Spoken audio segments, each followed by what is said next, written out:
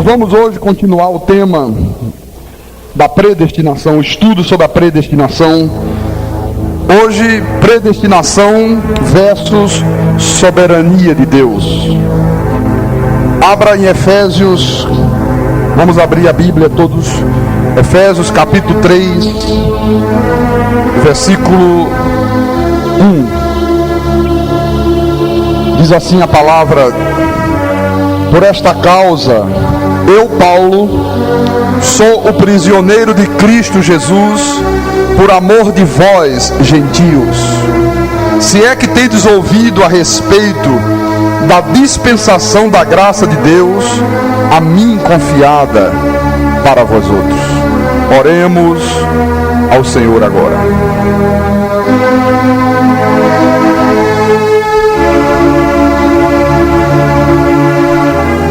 Senhor Jesus Cristo, nosso Deus e eterno Pai, nós te louvamos, nós te glorificamos, nós te bendizemos, porque tu és o único digno de ser louvado, de ser adorado, de ser bendito. Tu és o Senhor dos céus, tu és o Senhor da terra, o único e soberano Deus, e não há outro semelhante a ti. Foi o Senhor quem um dia nos deu vida, quando nós estávamos mortos nos nossos delitos e pecados. Foi o Senhor que nos resgatou das trevas para a tua maravilhosa luz. Por esta razão, nós hoje ansiamos, Senhor, em crescer nesta graça e neste conhecimento pleno de Deus. Queremos mergulhar nas águas profundas da tua palavra. Queremos conhecer o Senhor na intimidade dos céus. Porque a tua palavra diz que importa que o mundo nos considere como ministros de Cristo e como dispenseiros dos mistérios de Deus. Fala-nos nessa noite mais uma vez, Espírito Santo. Ilumina mais ainda os olhos do nosso coração. Nos conceda conhecimento maior do que o que o Senhor tem nos concedido até os dias de hoje. Porque nesta hora nós ativamos a mente de Cristo no teu povo. Em nome de Jesus, em nome do Senhor, e que todos que creem digam amém e amém. Graças a Deus, graças a Deus. Então, meus amados irmãos, minha família espiritual, meus filhinhos em Cristo Jesus. No livro de Efésios, no capítulo 3, versículo 1 em diante, vamos ler todos. O apóstolo São Paulo escrevendo à igreja de Éfeso. Paulo estava escrevendo aos crentes de uma igreja lá na Grécia, e ele diz: por esta causa, eu, Paulo, sou o prisioneiro de Cristo Jesus, por amor de vós, gentios. Se é que tendes ouvido a respeito da dispensação da graça de Deus, a mim confiada para vós outros. Pois segundo uma revelação, me foi dado conhecer o mistério, conforme escrevi há pouco, resumidamente. Pelo que, quando ledes, podeis compreender o meu discernimento do mistério de Cristo, o qual em outras gerações não foi dado a conhecer aos filhos dos homens, como agora foi revelado aos seus santos apóstolos e profetas no Espírito. A saber que os gentios são co-herdeiros, membros do mesmo corpo e coparticipantes da promessa em Cristo Jesus por meio do Evangelho, do qual fui constituído ministro conforme o dom da graça de Deus a mim concedida, segundo a força operante do seu poder. A mim, o menor de todos os santos, me foi dada esta graça de pregar aos gentios o evangelho das insondáveis riquezas de Cristo, e manifestar qual seja a dispensação do mistério, desde os séculos oculto em Deus, que criou todas as coisas, para que pela igreja a multiforme sabedoria de Deus se torne conhecida agora dos principados e potestades nos lugares celestiais, segundo o eterno propósito que estabeleceu em Cristo Jesus, nosso Senhor, pelo qual temos ousadia e acesso com confiança mediante a fé nele. Portanto vos peço que não desfaleçais nas minhas tribulações por vós, pois nisso está a vossa glória. Amém. Então, meus amados irmãos, veja que ninguém conhecia o mistério da graça de Deus nas gerações passadas. Este mistério, ele só se tornou conhecido quando Jesus Cristo ressuscitado aparece ao apóstolo Paulo e lhe dá a revelação dos mistérios. Então você percebe que este evangelho que Paulo diz das insondáveis riquezas de Cristo para nós gentios, ele não foi revelado a Mateus, ele não foi revelado a Marcos, não foi revelado a Lucas, não foi revelado a João ou a qualquer dos outros apóstolos. Foi revelado a quem então, pastor? Única e exclusivamente ao apóstolo São Paulo. Por isso que nós ensinamos que para nós gentios só existe um evangelho. Qual? O evangelho da graça de Deus. Diga com os teus lábios: o evangelho da graça de Deus. Onde está este evangelho? Ele está contido nas 14 epístolas paulinas. Então, nós já sabemos, mediante o conhecimento desses mistérios que foram revelados ao apóstolo Paulo, que há nesse mundo um povo que foi predestinado por Deus para a salvação. Mas há também um povo que foi destinado por Deus para a perdição a partir de Caim. Portanto, não adianta querer provar o contrário desta verdade com versículos isolados do contexto, porque a verdade da Bíblia é que só serão salvos aqueles que Deus predestinou para a salvação. Os outros não serão salvos. Pastor Carlos Magno, mas a Bíblia não diz que aquele que perseverar até o fim, esse será salvo? Sim, é verdade que a Bíblia diz isso. Mas por que a Bíblia diz isso? Porque só vai perseverar até o fim aqueles que Deus predestinou para a salvação. Paulo disse: nós não somos dos que retrocedem para a perdição. Aleluia. Quem é eleito, quem é predestinado não retrocede nunca. Esse persevera até a última hora, até o fim. Nunca retrocede. Agora, eu quero iniciar a mensagem desta manhã fazendo uma denúncia para o povo de Deus. Pastor, qual é a denúncia? A denúncia é de que as igrejas, na sua grande maioria, pegaram a Bíblia Sagrada, jogaram no fundo da gaveta, no fundo do armário, e cada igreja tem feito a sua Bíblia particular. Cada uma delas tem tido a sua Bíblia particular. Veja que aqui nas minhas mãos, aqui ó, aqui está a Bíblia que eu te prego todos os cultos aqui na igreja. Aqui quando você vem ao culto, o pastor prega de Bíblia aberta, Bíblia na mão. O pastor diz: confia na Bíblia. Você abre a tua Bíblia, você confere, você diz: está na Bíblia, eu creio. Agora, qual é a Bíblia particular que as igrejas têm utilizado? São as revistinhas das escolas dominical que trazem as doutrinas particulares de cada igreja. Isso é uma coisa muito séria. O que acontece com isso aqui, pastor? O que acontece é que, se por exemplo você pegar a revistinha da escola dominical da igreja Deus é Amor, você vai ter um chilique que vai cair duro no chão, de tantos absurdos que você vai ver escrito ali. Eu li um dia desse na rádio algumas coisas, verdadeiras barbaridades. Então você vê que na verdade ninguém usa a Bíblia. O que se faz? Se extrai alguns versículos, e em cima de versículos isolados do contexto, os homens começaram a criar as suas próprias doutrinas. Se você pega a revistinha da escola dominical da Assembleia de Deus, é a mesma coisa. Sem discernir o contexto, se criam doutrinas que nada tem a ver com a verdade de Deus. É por isso que quando um crente se encontra com outro que não é da sua denominação, como é que ele faz? Qual é a doutrina da sua igreja? Já percebeu isso? É a primeira pergunta que um faz para o outro. Qual é a doutrina da sua igreja? Por que isso, pastor? Porque cada igreja criou a sua doutrina. Não é a doutrina de Deus. Cada um criou a sua própria. Então, a verdade é que não se usa a Bíblia, irmãos. Se tiraram alguns versículos e criaram revistinhas da escola dominical. Você vê que aqui em Efésios, esse texto que nós acabamos de ver, no versículo 10, Efésios 3:10, Paulo diz: para que pela igreja, leia comigo, vamos ler todos juntos, para que pela igreja a multiforme sabedoria de Deus se torne agora conhecida dos principados e potestades nos lugares celestiais. Então Paulo está dizendo o quê?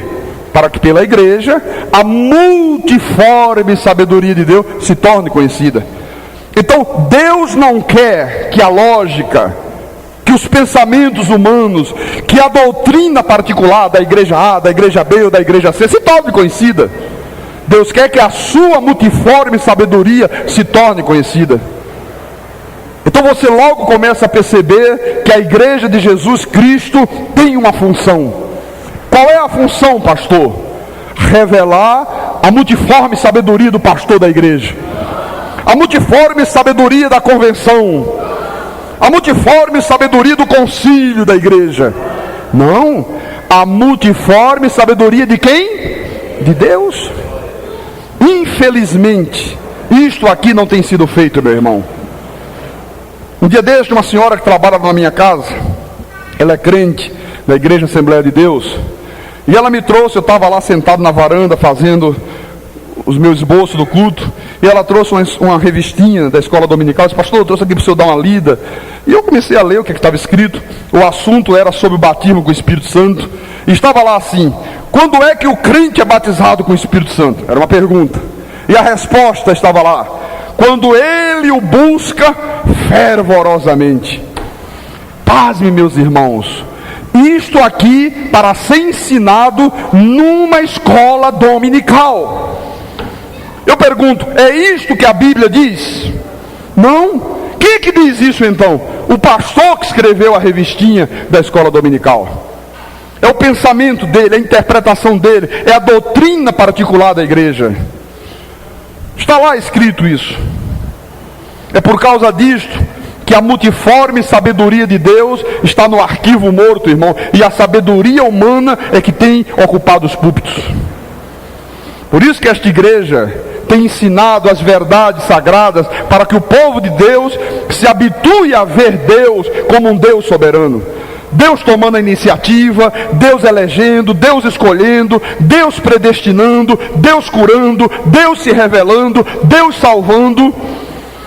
Um Deus verdadeiramente Senhor de senhores, um Deus soberano, porque não é o homem que é soberano, é Deus que é soberano. E por causa dessas verdades que nós pregamos, as pessoas às vezes ficam profundamente iradas. Mas não pode, isso não tem lógica. Você está pensando que eu sou robô para Deus fazer o que quer com a minha vida? Isso é injusto. Não, é o homem que decide. Por que isto? Porque nunca conheceram a multiforme sabedoria de Deus. A única coisa que o povo de Deus tem conhecido, na sua grande maioria, é a multiforme sabedoria dos homens. É a multiforme sabedoria da teologia. É a multiforme sabedoria da lógica. Não a multiforme sabedoria de Deus. Nós temos um irmão aqui na igreja. Ele era 15 anos de uma outra denominação, uma denominação que prega e crê no livre-arbítrio do homem. E ele, acompanhando o nosso programa de rádio, ele logo aprendeu que Deus é soberano. E aí ele foi ao pastor da igreja com Bíblia na mão e disse: pastor, o homem não tem livre-arbítrio. O homem estava morto em delitos e pecados. Deus é que lhe deu vida quando ele estava morto. Começou a mostrar-lhe. O pastor disse assim: muito bem, está na Bíblia, você está me mostrando, mas se o irmão quiser continuar aqui na igreja, tem que obedecer à doutrina da igreja.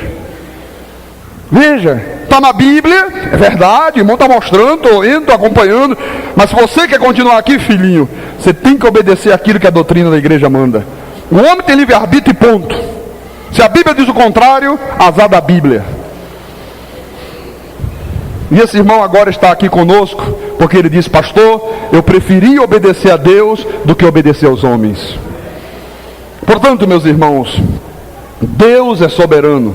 Não idolatres a tua carne, dizendo: fui eu que decidi, fui eu que quis, fui eu que fiz, fui eu que aceitei, porque a Bíblia não diz isso. Vamos ver em Romanos, venha junto com o pastor, capítulo 8, versículo 29. Veja o que diz a palavra do nosso Deus: porquanto aos que de antemão conheceu, também os predestinou para serem conformes à imagem de seu Filho, a fim de que ele seja o primogênito entre muitos irmãos. E aos que predestinou, a esses também chamou. E aos que chamou, a esses também justificou. E aos que justificou, a esses também glorificou. Veja, ninguém nunca soube disso aqui, meu irmão. É por isso que Paulo disse aos Efésios: olha, eu quero que vocês entendam o discernimento que eu tenho sobre essas verdades, porque isto é revelação que eu recebi de Jesus Cristo. A igreja de Jesus nunca falou sobre isso que nós falamos hoje. E por essa causa ele diz assim: pastor Carlos Magno está pregando heresia, é falso profeta. Não, eu estou pregando a Bíblia, eu estou pregando a palavra de Deus. É que eu sou um pastor que hoje pode se orgulhar e bater no peito, para honra e glória do nome de Jesus, que tem conhecimento de Deus. Não tinha antes, tinha conhecimento dos homens, conhecia aquilo que os homens disseram que era assim, e eu disse: amém, é assim, é assim. Hoje eu ensino aquilo que o Espírito Santo me ensina, e você confere na Bíblia, e ele ensina você também. Veja por favor em João, volte um pouco atrás para o livro de João, capítulo 16, João 16, versículo 8. O Senhor Jesus, se referindo ao Espírito Santo que viria para estar para sempre na vida do homem, ele disse: quando ele vier, convencerá o mundo do pecado, da justiça e do juízo. Ora, como é que os pregadores interpretam este mundo aqui? Eles acham que é todo mundo. Ora, se é todo mundo, por que é que o Espírito Santo não convence todo mundo? Eu pergunto: são os pregadores que estão interpretando errado, ou é Deus que está errado? A Bíblia diz: quando ele vier, ele já veio, ele está em você, ele está em mim e é para sempre.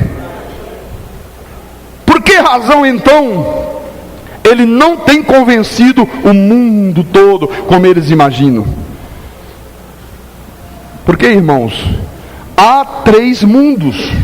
Não há um mundo só. Há o mundo cosmos, no texto grego original, que significa o mundo geográfico, o mundo físico, este mundo que os teus olhos veem, que os teus olhos contemplam. Terra, mar, rios, árvores, pássaro, lua, sol, são o mundo cosmo. Ao mundo aion, no grego, significa o mundo dos perdidos, o mundo da perdição. E há um mundo que o grego chama de okumene, o mundo dos salvos, o mundo dos eleitos de Deus. Então, qual é o mundo que o Espírito Santo vai convencer do pecado? O mundo dele, o mundo daqueles que ele mesmo escolheu e predestinou. Por que ele convenceu você e não convenceu o teu vizinho lá do lado, que às vezes morre frequentando bruxaria, idolatria, macumbaria? Ora, se fosse realmente todos, então esse Deus seria um Deus impotente, porque ele não consegue convencer a todos, só convence alguns. Você começa a entender agora que Jesus não veio, o Espírito Santo não veio para todos. Ele só veio para aqueles que Deus predestinou para a salvação. O Senhor disse a Paulo: Paulo, aqueles a quem ele predestinou, a esses também chamou. Deus só chama aqueles que ele predestinou. Você hoje é um cristão, você hoje crê em Jesus porque tu és um predestinado de Deus, irmão. Você crê nesta palavra? Veja em Atos capítulo 13, versículo 48. Os gentios, ouvindo isto que Paulo pregava, regozijavam-se. Veja, irmão, que coisa interessante, né? Paulo estava pregando, Paulo estava falando coisas maravilhosas de Deus, e os gentios ouviram e se regozijaram, glorificavam a palavra do Senhor e creram. Quem creu? Todos os que haviam sido destinados para a vida eterna. Veja que só crê quem foi destinado para a vida eterna. Você hoje crê porque você foi destinado por Deus para a vida eterna. Você creu porque você é um predestinado. Por isso o Espírito Santo te convenceu do pecado, da justiça e do juízo. Por que você e não aquele? Por que um e não o outro? Porque Ele te predestinou para a salvação. Agora, se eu começar a achar que Deus não é Deus, que Deus não vale nada, que Deus não é soberano, que eu é que decido tudo, então eu vou começar a achar que mundo é mundo, que é para todo mundo. Mas a realidade é que nem todo mundo é salvo. Veja que num país como o nosso, Brasil, de 155 milhões de habitantes, só 20 ou 30 milhões é que são salvos. E aqueles que morrem diariamente sem serem salvos? Será que Deus é injusto por deixar eles morrerem sem serem salvos? Ou será que Deus vai salvá-los um dia, depois que eles passarem por um purgatório? Ou será que Deus vai dar uma segunda chance, quando vier a dispensação do milênio, diz alguns? Não é isto que a Bíblia diz. A Bíblia diz que o homem morre e segue-se o quê? O juízo. Não tem purgatório, não tem segunda chance, milênio nenhum. Veja, no capítulo 2 de Atos, volte um pouco atrás. Atos capítulo 2, versículo 37 e 38. Diz assim a palavra: ouvindo eles estas coisas, aqui aconteceu no dia de Pentecoste. Você sabe que Jerusalém estava tomado de pessoas que vinham de todas as nações da terra. E quando viram os apóstolos falando em outras línguas, então eles acorreram para lá. Uns achavam que eles estavam bêbados, estavam embriagados, e Pedro começou a fazer um discurso, Pedro começou a fazer uma pregação tremenda, e diz que, ouvindo eles estas coisas que Pedro pregou, compungiu-se-lhes o coração, e perguntaram a Pedro e aos demais apóstolos: que faremos, irmãos? Que coisa, hein? Que faremos, irmão? Veja, irmão, que no versículo 41 ele diz: então os que lhe aceitaram a palavra foram batizados. Não havia ainda a revelação da graça de um só batismo. O único batismo que havia era o batismo de João. Os apóstolos só conheciam aquilo que era praticado na lei. Então foram batizados, havendo um acréscimo naquele dia de quase 3.000 pessoas. Veja que havia uma grande multidão. Apenas 3.000 pessoas creram naquilo que Pedro disse. E o resto, pastor? O resto ficou lá rindo, zombando, gozando. Estão embriagados, que negócio de língua que nada. Estão bêbados esses homens. Eu pergunto, quem é que compungiu o coração dessas 3.000 pessoas? O Espírito Santo. Por que não compungiu de todos da multidão? Porque Deus faz o que quer e não aquilo que nós queremos, irmãos. Porque Deus conhece aqueles que lhe pertencem. O Espírito de Deus só age na vida das pessoas que foram por Ele predestinadas para a salvação desde antes da fundação do mundo. Em Atos 16, se adianta um pouco, no capítulo 13, é a história de Lídia, você conhece. Diz assim: no sábado saímos da cidade para junto do rio, onde nos pareceu haver um lugar de oração. E assentando-nos, falamos às mulheres que para ali tinham concorrido. Certa mulher, chamada Lídia, da cidade de Tiatira, vendedora de púrpura, temente a Deus, nos escutava. O Senhor lhe abriu o coração para atender às coisas que Paulo dizia. Veja, haviam várias mulheres. O apóstolo Paulo, dia de sábado, saiu um pouco da cidade, encontrou lá um rio, viu um lugar tranquilo, e ele disse: bem, isso aqui está parecendo um lugar de oração, um lugar bem recatado, bem afastado. E quando eles estavam ali, várias mulheres se aproximaram. E Paulo começou a pregar a graça de Deus, a falar as verdades de Deus, e disse que havia uma mulher chamada Lídia, e que o Senhor abriu o coração de Lídia para atender às coisas que Paulo dizia. Eu pergunto, quem é que abriu o coração de Lídia para atender às coisas que Paulo estava falando? O Senhor. Veja, se não for Deus abrir o teu coração, tu nunca vai entender Bíblia. Você vai entender unha, cabelo, barba, bigode, roupa, mas nunca vai entender a palavra. Tem que ser Deus agindo, tem que ser o Espírito Santo revelando. Por que só abriu o coração de Lídia? E as outras mulheres?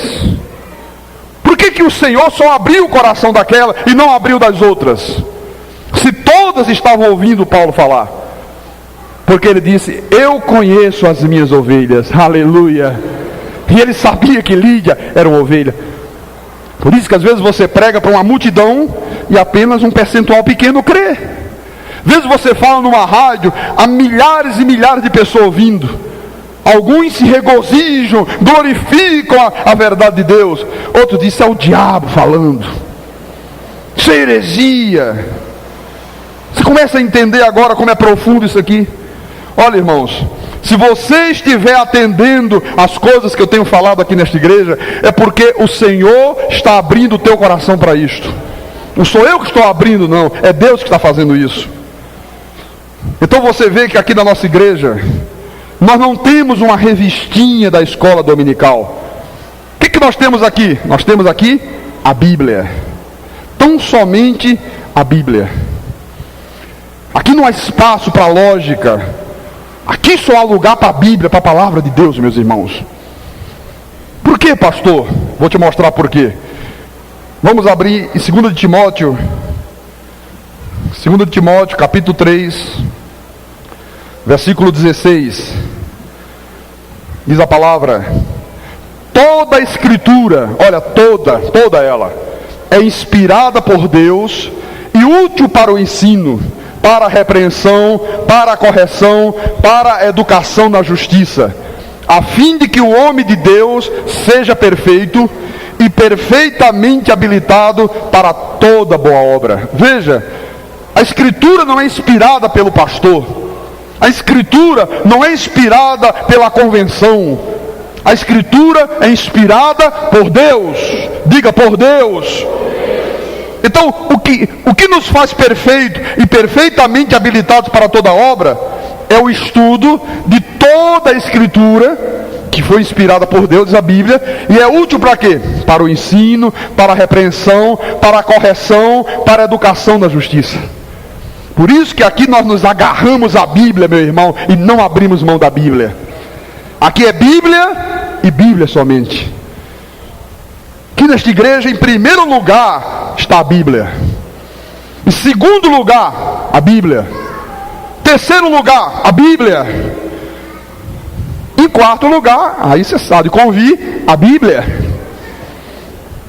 Depois, em 2 de Pedro,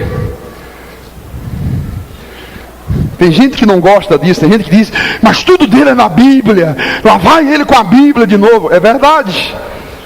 Porque quando a Bíblia está na frente, meu irmão, a mentira é jogada por terra. As sabedorias humanas são desmascaradas. Bem, 2 de Pedro, capítulo 1, versículo 20. Sabendo primeiramente isto, que nenhuma profecia da Escritura provém de particular elucidação, porque nunca jamais qualquer profecia foi dada por vontade humana. Entretanto, homens falaram da parte de Deus, movidos pelo Espírito Santo. Olha, nenhuma profecia da Escritura veio de particular interpretação. Não foi o homem que um dia acordou de madrugada, comeu um hambúrguer lá, não se deu muito bem, comeu um cachorro quente, a coisa, entendeu? Deu uma dor de barriga, ele começou a passar mal de noite, acordou e de repente resolveu criar uma interpretação particular. Não foi isso. Quando Paulo disse: Quando vocês ouvem a palavra da verdade, quando vocês ouvem o evangelho da salvação e creem, vocês são selados do Espírito Santo da promessa. Quem é que disse isso aqui a Paulo? Jesus Cristo ressuscitado. Quando ele disse: Deus te escolheu desde antes da fundação do mundo e te predestinou. Isso aqui não foi uma coisa que de repente veio na cabeça de Paulo. Ele não disse: eu acho que é assim, sabe? Eu estou achando que é dessa forma. Não, isso não foi dessa maneira. É que Jesus Cristo ressuscitado apareceu a Paulo e lhe revelou essas verdades, lhe revelou esses mistérios. Jesus disse: Paulo, escreve e ensina a minha igreja esses mistérios que eu estou agora te revelando. Mistérios que as gerações passadas nunca tinham tomado conhecimento. Sempre permaneceram ocultos em Deus. A Bíblia diz que importa que os homens nos considerem como o quê? Crentes fervorosos no jejum e nas vigílias e no joelho no chão. Não? Os homens nos consideram o quê? Ministros de Cristo e despenseiros das doutrinas da igreja. Não, dos mistérios de Deus. Portanto, meus irmãos, se Deus é o autor da Bíblia, como está escrito, Deus não pode mentir. Deus não pode se contradizer. Veja em Romanos, abra outra vez em Romanos capítulo 3, versículo 4. Romanos 3, 4. Diz assim: seja Deus verdadeiro e mentiroso todo homem. Aleluia. Então, se Deus não pode mentir, se Deus é o autor da Bíblia, quem é que está com a razão? Os homens ou aquilo que a Bíblia diz? O que a Bíblia diz. Portanto, se nós encontrássemos, irmão, na Bíblia alguma contradição, Deus seria mentiroso. O problema é que se estabeleceu dentro das igrejas a doutrina do eu acho. Você vê que hoje em dia, na maioria das igrejas, o pregador não cita passagens da Bíblia para referendar aquilo que ele está dizendo, aquilo que ele está falando. Normalmente o pregador lê um versículo ou dois, e aí fica uma hora falando aquilo que ele acha, e não aquilo que Deus acha. Colocando a sua lógica, colocando a sua carne, colocando os seus pensamentos. E quando não é a doutrina do eu acho, é a doutrina do é pela lógica. Pela lógica. Não, pela lógica deve ser assim, deve ser assado. Não, pela lógica, Deus quer salvar a todos. Alguns é que por livre-arbítrio não querem ser salvos. Pela lógica. E aí você vê o que? Um povo inseguro, o povo de Deus infeliz, o povo de Deus escravo de doutrinas de homens, porque têm sido ensinados na doutrina da lógica e na doutrina do eu acho. O resultado é um povo destruído na sua vida espiritual, meus irmãos. E aí os pregadores dizem: não, é o diabo, é a calça comprida, é a unha pintada, é a televisão. Mas Deus diz: não, é porque lhe falta o conhecimento. O meu povo está sendo destruído porque lhe falta o conhecimento. Você viu o que eu mostrei aqui no início, né? Não, traga um dinheiro que nós vamos orar pelos dons do Espírito Santo para você. Traga não sei quanto que nós vamos orar para Deus restaurar a tua vida. Está aí o resultado. Venha por favor com o pastor no livro do profeta Isaías, capítulo 5, versículo 13. Olha, é Isaías que está falando, por favor, não sou eu. Porque depois ele diz assim: tem um pastor aí na rádio falando umas coisas. Irmão, eu falo o que está na Bíblia. Veja o que diz o profeta Isaías: portanto, o meu povo será levado cativo por falta de jejum, por falta de vigílias. Não, por falta de quê? De entendimento.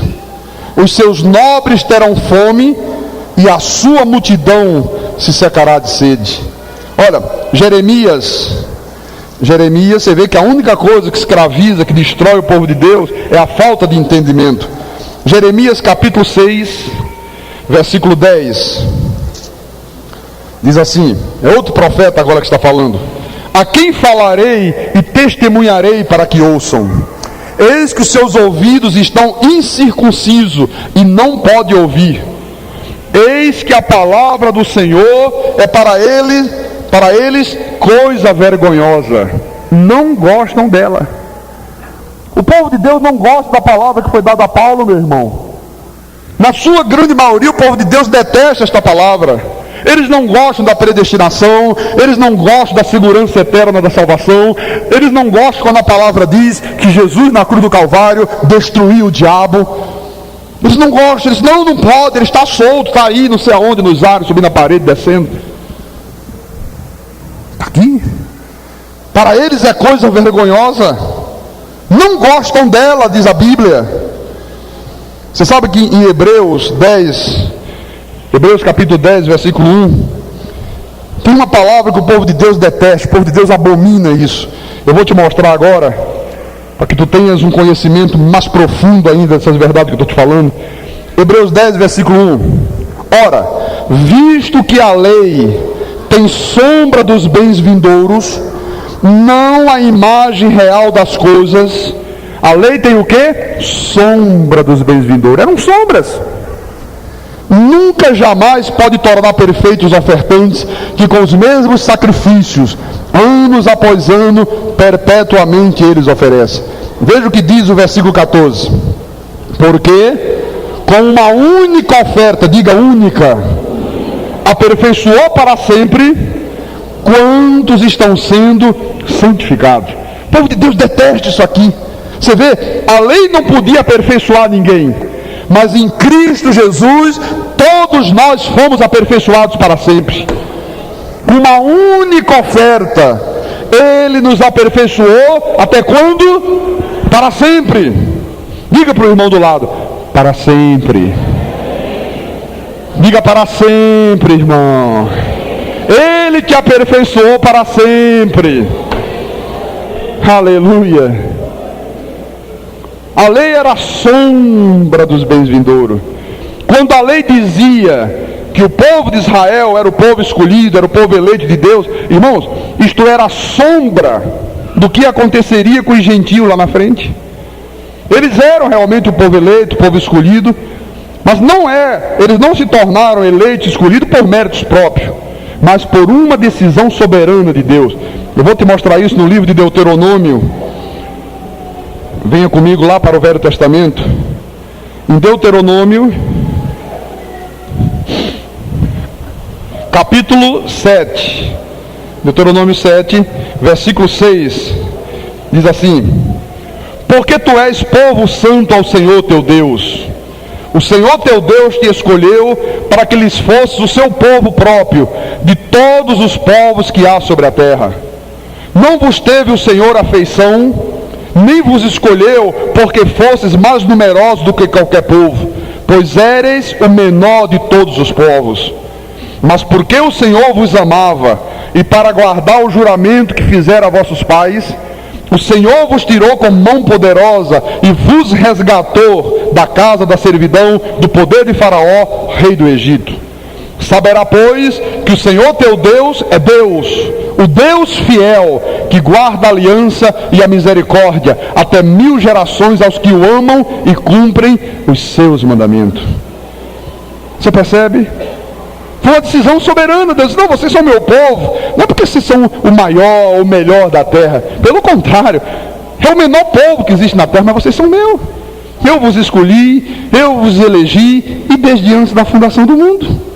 Agora venha em 1 de Pedro, que eu vou te mostrar a eleição dos gentios. Você vê que a lei era sombra, né? 1 de Pedro, capítulo 2, versículo 10. Diz assim: vós sim, que antes não erais povos, mas agora sois povo de Deus, que não tinhas alcançado misericórdia, mas agora alcançastes misericórdia. Veja que no versículo 9 ele diz: vós, porém, sois raça eleita. Diga, raça eleita. Quer dizer então que foi Ele que elegeu. Foi Ele que nos elegeu. Pedro está dizendo, olha, vocês antes não eram nada disso aqui. Foi Ele que elegeu vocês, povo dele. Aleluia.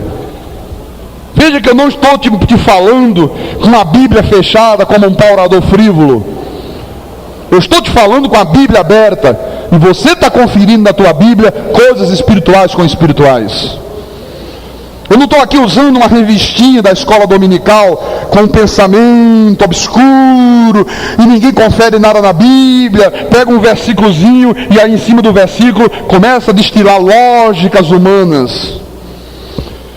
Veja que só vai compreender, meu irmão, a soberania de Deus quem entender e crer que Deus é quem escolhe quem Ele quer, onde e como Ele quiser.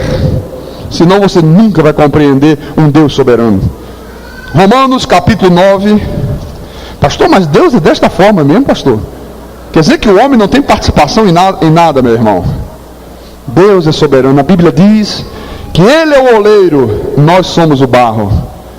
Você já viu um oleiro trabalhando com barro? Já foi lá em Caruaru, naquele Alto do Moura lá, onde faz aqueles vasos, né? O oleiro está lá. Você já imaginou um daqueles vasos, de repente, fez um vaso lá com aquelas asinhas, né? E de repente ele virar para o oleiro, não gostei dessas asas, que era assim. Não pode. O oleiro que faz com o barro que ele quer. Deus é o oleiro, nós somos o barro. Não é Deus que é o barro e nós que somos o oleiro, não. Então, Romanos 9, versículo 16. Diz assim a palavra: mas nem todos... Eu estou lendo o quê? Não, desculpa. Romanos 9, versículo 16 eu falei, não foi isso? Ok. Assim, pois, não depende de quem quer ou de quem corre. Diga, não depende de quem quer nem de quem corre. Depende de quê, pastor? Está aí na tua Bíblia. Mas de usar Deus a sua misericórdia. Porque a Escritura diz a Faraó: por isto mesmo te levantei, para mostrar em ti o meu poder e para que o meu nome seja anunciado por toda a terra. Logo, tem Ele misericórdia de quem quer e também endurece a quem lhe apraz. Olha, irmãos, enquanto você não entender que Deus é que escolhe, você está perdendo tempo na tua vida espiritual. Você vai ficar inseguro, você vai ficar escravo de homens. Olha, e no primeiro vento de profecia que vier, você cai. O pastor foi pregar numa igreja, convidaram-no para fazer uma pregação, e o pastor foi, atendeu o convite. Essas igrejas que não têm revelação, que não têm conhecimento, que vivem debaixo de lei, que vivem debaixo de doutrinas de homens. E quando o pastor ia, o seu automóvel furou o pneu, e ele parou para trocar o pneu, né? E quando ele foi trocar, o macaco do carro estava quebrado. Aí perdeu um tempo danado, até esperar alguém que parasse, prestasse o macaco, trocasse. A verdade é que ele chegou no culto atrasado, mas ocupou o púlpito, se dirigiu aos irmãos e disse: olha, irmãos, vocês me desculpem, eu cheguei muito atrasado, porque eu tive um problema com o meu macaco, né? Eu, inclusive, não tem mais jeito o meu macaco, agora só adquirindo outro. E quando ele estava dando essa desculpa, se levanta uma profetisa no meio da multidão, no meio da igreja, e diz assim: eis que eu sou o Senhor que te fala. Olha, quando aquela profetisa falou isso, fez um silêncio absoluto no templo. E ela disse: meu servo, não fiques triste, eis que eu já curei o teu macaco, e ele está vindo aí ao teu encontro. Peludo, cheio de saúde, dando cambalhota, alegre, feliz. Veja, irmão, ele estava falando do macaco do carro, e a profetisa estava falando de um macaco animal, comendo banana e tudo. Então, esse tipo de confusão está estabelecido hoje aí dentro das igrejas, irmãos. Um problema. Eu estava no avião indo ao Rio de Janeiro, e eu estava com o livro da predestinação na mão, e uma jovem sentou-se do meu lado E ela disse: escuta, por favor, esse livro aí é Espiritismo? Eu digo: não. Puxa, mas é interessante esse tema, pré-existência, predestinação. Eu digo: não, esse livro é evangélico. Evangélico? Eu digo: é. Onde é que a gente encontra esse livro? Eu digo: olha, nas boas livrarias, talvez você encontre, mas eu vou te dar um. Aí te dei o meu para ela. Eu digo: você é da onde? Ela: sou de Recife. Eu digo: eu também sou de lá. Quando ela virou a contracapa, que ela viu lá a minha fotografia: é o senhor que escreveu? O senhor é um pastor? Eu digo: sou pastor. Ela disse: puxa, que legal. Eu também sou crente, pastor. Só que eu estou um pouco afastado agora que eu estou tentando voltar para a igreja. Ela disse: mas ainda não sei aonde eu vou congregar. E o avião parou, nós descemos e ficamos ali esperando as malas, demora muito, e conversando. Comecei a falar da graça de Deus para ela. E ela disse: pastor, olha, eu me afastei do evangelho porque nós éramos todos crentes. E a minha mãe um dia ficou doente, muito doente. E aí se reuniu os irmãos da igreja para orar. E de repente uma profeta se levantou e disse: eis que eu sou o Senhor teu Deus. Em 3 dias eu levantarei a minha serva. Em 3 dias a minha serva já estará curada. E ela disse: pastor, foi tanta alegria, tanto choro, todo mundo se abraçando. O Senhor é maravilhoso, o Senhor é justo, Deus atendeu as orações. Uma irmã da cambalhota dizia: foi o meu jejum, olha, eu jejuei muito por ela. A outra dizia: não, foi o meu joelho no chão, olha o calo aqui, olha o calo, olha o calo. E ela disse: pastor Carlos Magno, o resultado é que quando foi 10 ou 15 dias depois, minha mãe faleceu. E aí eu fiquei muito frustrado e fui ao pastor da igreja e disse: escuta, como é que Deus falou, nós comemoramos, todo mundo comemorou e minha mãe morreu? E ele disse: é porque Deus mudou de ideia.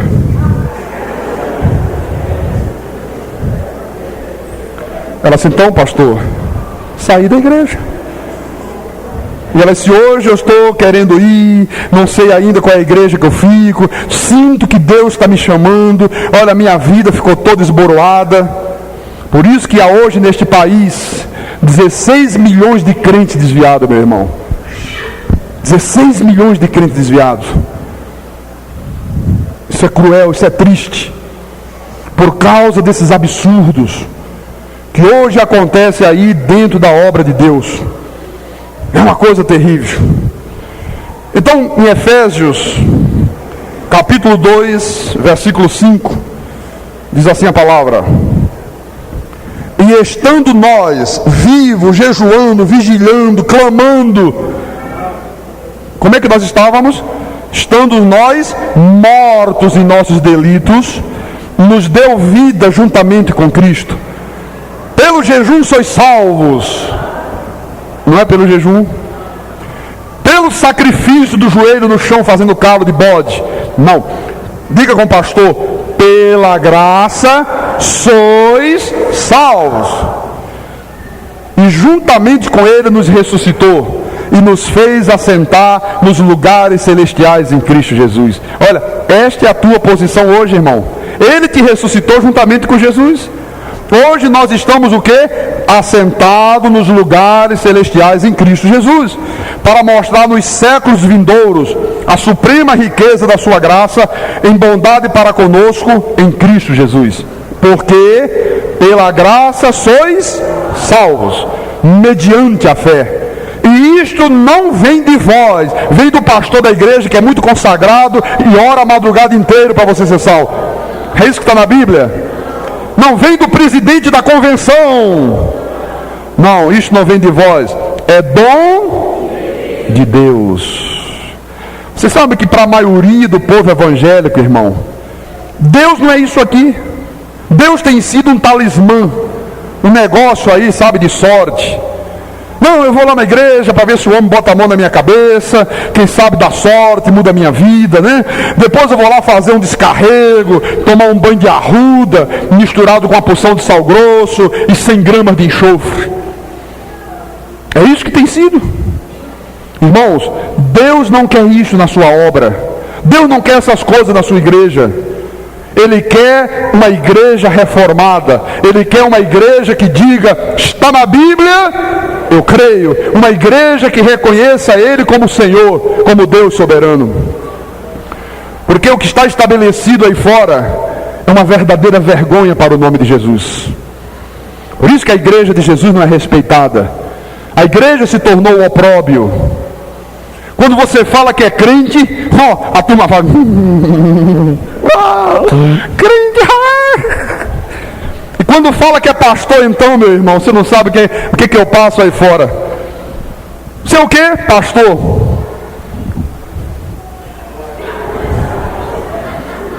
Para. Fecha o bolso, segura. Olha, cuidado com o dinheiro. Pastor na área. É verdade. É verdade o que eu estou te falando. Você já deve ter sentido isso aí fora. Então, irmãos, eu quero que tu creias que Deus é soberano. Tu tens que crer que tudo está no mais absoluto controle de Deus. Não cai uma folha da árvore sem que seja com a permissão de Deus. Não cai um fio de cabelo teu sem que Deus diga, caia fio de cabelo. Deus só faz aquilo que Ele quer, no dia que Ele quer e do modo que Ele quer. E eu vou te dizer mais. Até o mal pode resultar em bem em nosso favor. Peraí, pastor. Até o mal pode resultar. Aí o pastor já passou do limite. Aí já é falso profeta, pastor. Aí já é heresia. Não, calma. Eu vou te mostrar isso na Bíblia. Abra no livro de Salmos. Vamos lá. Salmos 76, versículo 10. Salmo 76, 10. Diz assim o salmista: pois até a ira humana há de louvar-te, e do resíduo das iras te cinges. Olha, até a ira humana há de louvar a Deus. Aquele teu esposo incrédulo que diz, olha, não quero saber de igreja, não quero saber de pastor, não quero saber de Bíblia, um dia ele mesmo há de louvar a Deus. É isso que a minha Bíblia está dizendo aqui. Algumas semanas atrás, veio um casal ao meu gabinete pastoral. Eles eram obreiro há 9 anos de uma seita que fica aqui pertinho da nossa igreja, sabe? A turma lá do demônio refogado com sal grosso e arruda e não sei o que, aquele prato especial do dia, né? Que está lá no cardápio. Que foi, Vanete? Você não gosta de demônio ao molho pardo? Mal passado? Não, quem sofre de diabetes não come com sal grosso. Joga só uma arrudazinha em cima, não faz mal. Bem, e eles entraram no meu gabinete e disseram assim: pastor, olha, nós viemos aqui te pedir perdão, pastor. Nós odiávamos você. Nós sentimos ódio da tua palavra. A tua mensagem nos deixava virado. Mas agora, pastor Carlos Magno, o Espírito Santo nos trouxe para esta igreja. Os nossos olhos estão iluminados por Deus. Hoje estão aqui conosco. Eles estiveram no culto da manhã, não estão hoje à noite aqui. Estiveram no culto da manhã. 9 anos obreiros, chefe de obreiro, chefe não sei de quê, esposa já está no coral da igreja. Olha, uma coisa maravilhosa, o filho é um dos bispos da seita. Aliás, aqui nós estamos cheios de mães, de pais de bispos, né? Os pais sempre têm mais juízo, né? Tem mais cabeça. Os filhos são as coisas trelocadas. Mas veja, irmão, não eram eles que tinham ódio de mim, não. Era a mentira de Satanás que estava na cabeça dele e fazia ele sentir aquilo. Mas, como eles eram ovelhas de Jesus, como eles eram os eleitos, como eles eram predestinados do Senhor, no tempo de Deus, o Espírito Santo iluminou os olhos do seu coração. A palavra penetrou. A Bíblia diz que ela é mais penetrante do que a espada de 2 gumes. E penetra ao ponto de separar alma e espírito, juntas e medulas. Olha, meus irmãos, Deus está fazendo uma obra maravilhosa neste país e no mundo todo, através desta palavra da graça. Por isso eu quero terminar a mensagem desta noite dizendo a todos os eleitos e predestinados que estão aqui, a todos os eleitos e predestinados que ainda estão mortos em delitos e pecados lá fora, a todos os eleitos e predestinados que vão ouvir essa mensagem através da fita cassete gravada: conserva firme a tua confissão.